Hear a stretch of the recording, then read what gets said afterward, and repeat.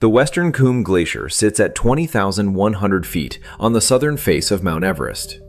In 30 years, it lost the equivalent of 2,000 years of accumulated ice.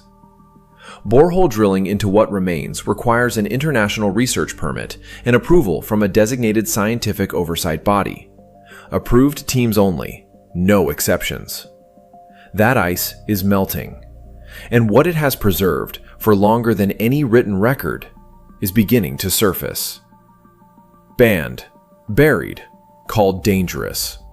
The canon makers who assembled the 4th century Christian Bible made a deliberate choice. They removed the Book of Enoch, suppressed it, locked it out of the tradition entirely. For over 1,000 years, most of the world did not know it existed. Then, in 1947, Bedouin shepherds found ceramic jars in the cliffs above the Dead Sea. Inside those jars were 11 separate Aramaic fragments of Enoch, preserved across multiple scrolls, cataloged today under the designation 4Q201 through 4Q212.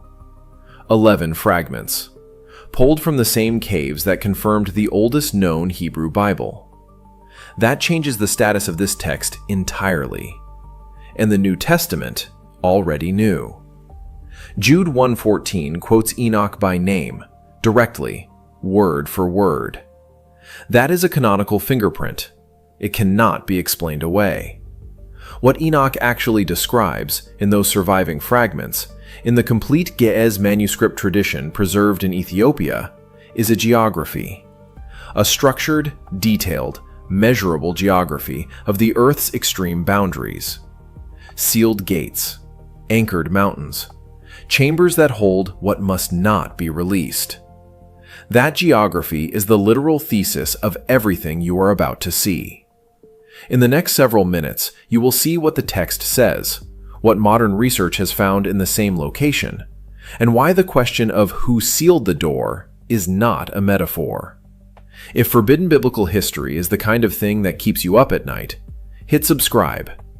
Every week, we uncover what was removed.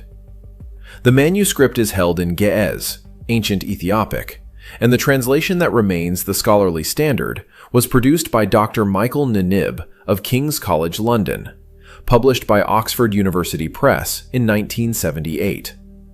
His source text traces directly to the Ethiopian manuscript tradition, cross-referenced against the Aramaic Dead Sea fragments. In the section scholars designate as the Book of the Heavenly Luminaries, one passage describes 12 gates positioned at the ends of the earth, through which all winds of the world are routed.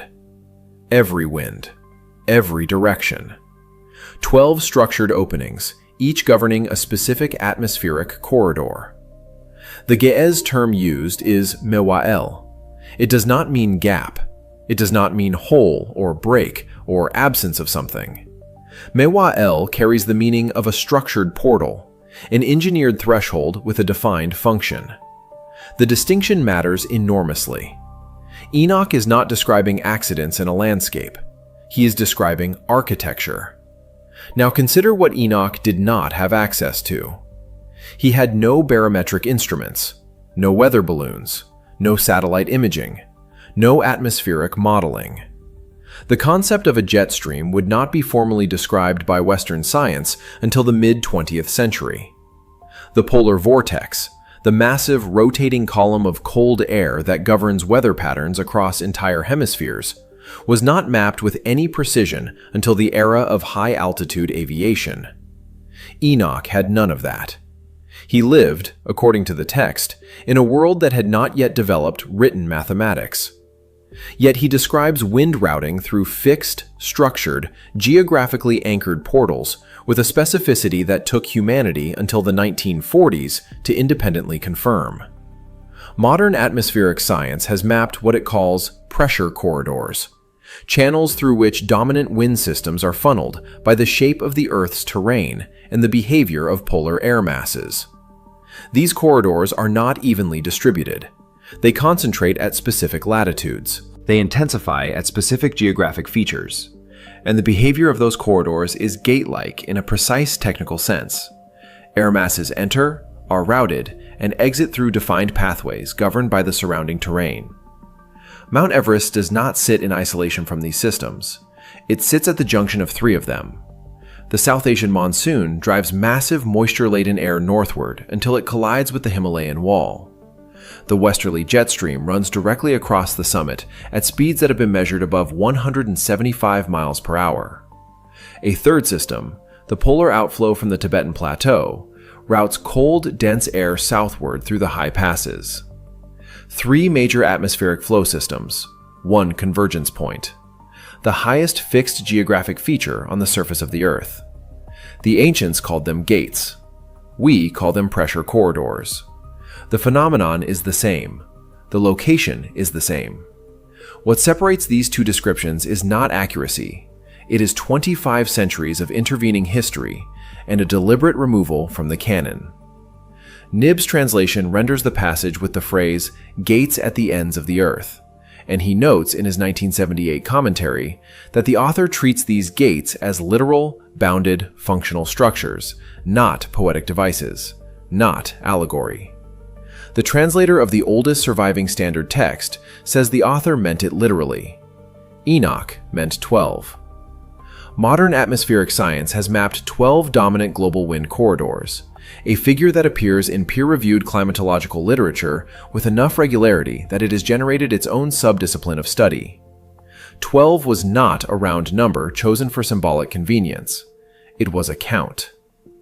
But the text doesn't stop at the gates themselves. The manuscript that contains this next passage is catalogued as To Enoch, Slavonic Recension, held in the Russian National Library in St. Petersburg. The translation used by most modern scholars is the work of F.I. Anderson, published through Doubleday in 1983. The passage is precise. It describes terrifying treasure storehouses filled with snow and ice, held under seal, waiting. The Slavonic word rendered as storehouses traces back through the earliest Ge'ez transmission as chazin. That word does not mean an open field. It does not mean a valley or a plain. Chazin means a sealed vault, a locked chamber, a pressurized enclosure deliberately shut against release. This is a pre-flood patriarch using a term that describes not a snowfield, but a containment system. He had no way to know what that meant physically. He had no satellite imaging. He had no glaciology. He had no understanding of what happens to ice under extreme compression at altitude over millennia. Yet the word he chose, chazin, is the precise word you would reach for if you were describing what modern cryologists call a pressurized glacial reservoir. A sealed interior volume of ice that holds accumulated mass under its own compressive weight. A vault. The impossible knowledge beat here is not subtle.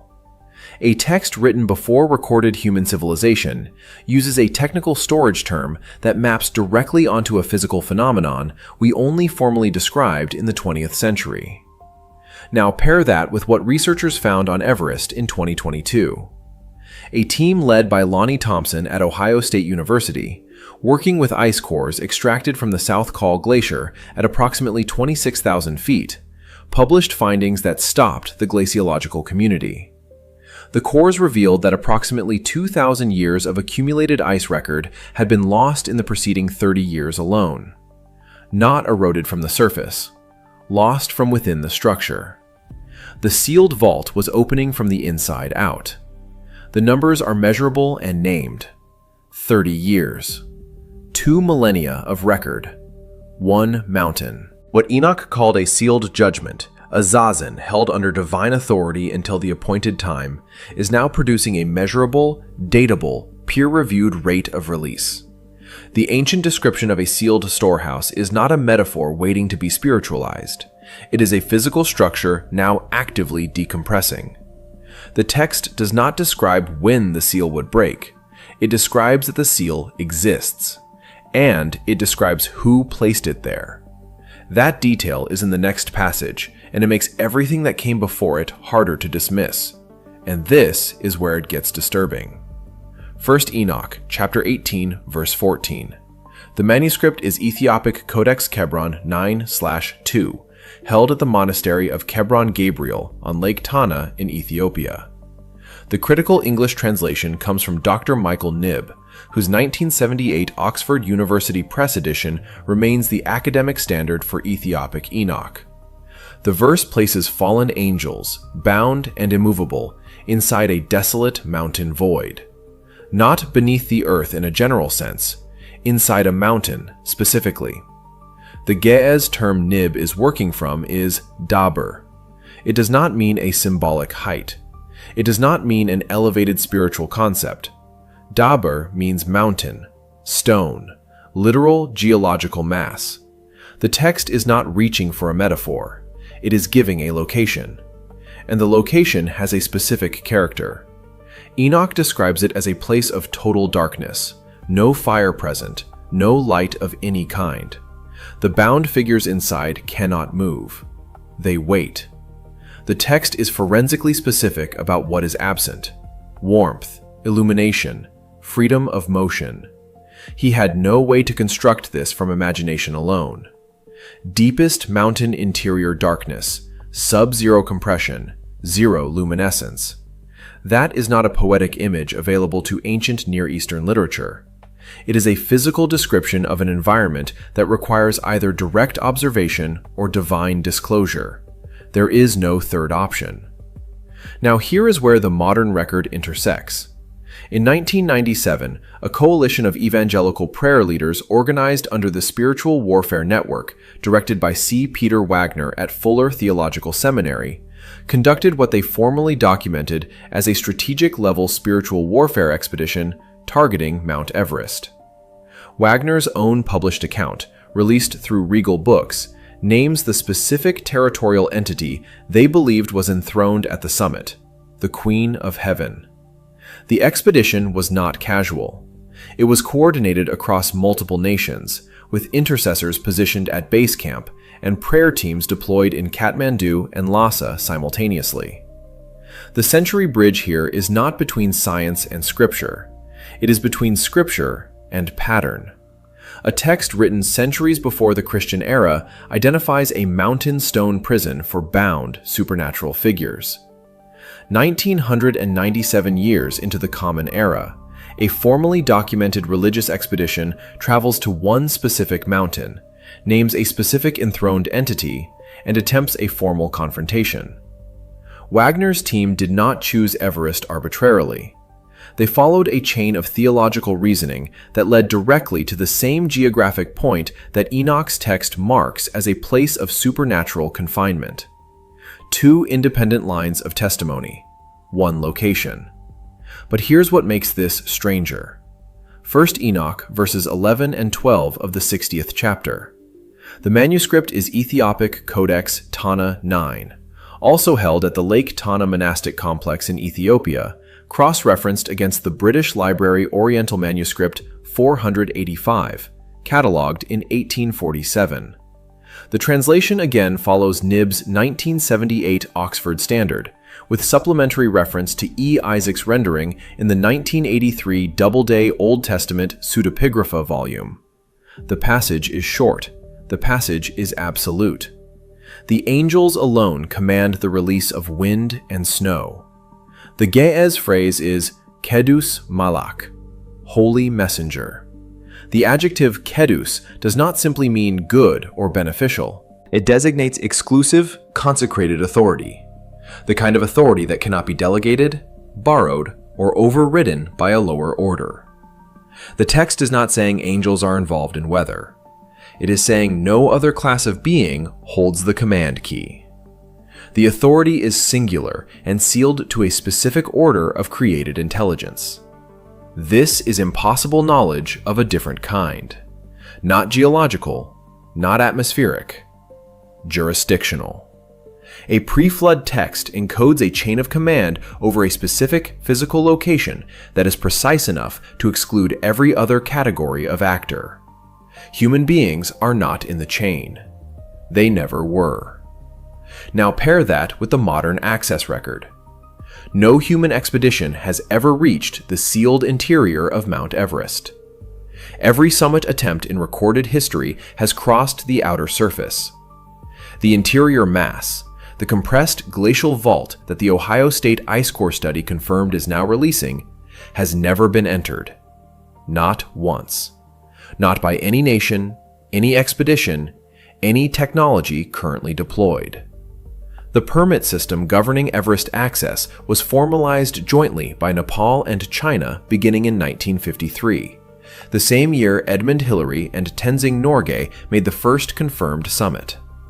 As of the most recent published records, 6,664 individual summit completions have been logged across all recorded history of the mountain. 6,664 people have stood on the outer peak. 0 have entered the interior. The sealed space remains exactly as the text describes it, under authority that no human expedition has been authorized to challenge. The Century Bridge is precise, a text encoding exclusive angelic jurisdiction over wind and snow release. A modern permit bureaucracy that has, for 72 years, maintained the most tightly controlled access system on any landmass on Earth. 2 systems, 2 eras, 1 outcome. The interior remains untouched. Enoch does not describe the angels as guardians in a general protective sense. He describes them as key holders, specific figures holding specific authority over a specific sealed space. The text is not vague. The geography is not symbolic. The jurisdiction is not metaphorical. The ancient record is precise about who holds the authority. What it does not say, until the next passage, is what happens when the key holder is given the order to turn the key. That instruction exists in the text. It has a condition attached to it, and the condition is not abstract. The South Col Glacier is warming from within. That finding was confirmed in 2025. The Western Cwm borehole data is publicly accessible. Pull it yourself. 11 Aramaic fragments of Enoch sit right now in Jerusalem's Shrine of the Book, cataloged, measurable, real. The ancient ice layers are dissolving on the exact schedule the text described. That schedule was written down before the first climber ever set foot on the mountain. The sealed storehouse is not a metaphor. It is a mountain. The mechanism Enoch recorded is not dormant. It is still running. What does Enoch's sealed door mean to you? Tell us in the comments. If forbidden biblical history surfaces here every week, subscribe.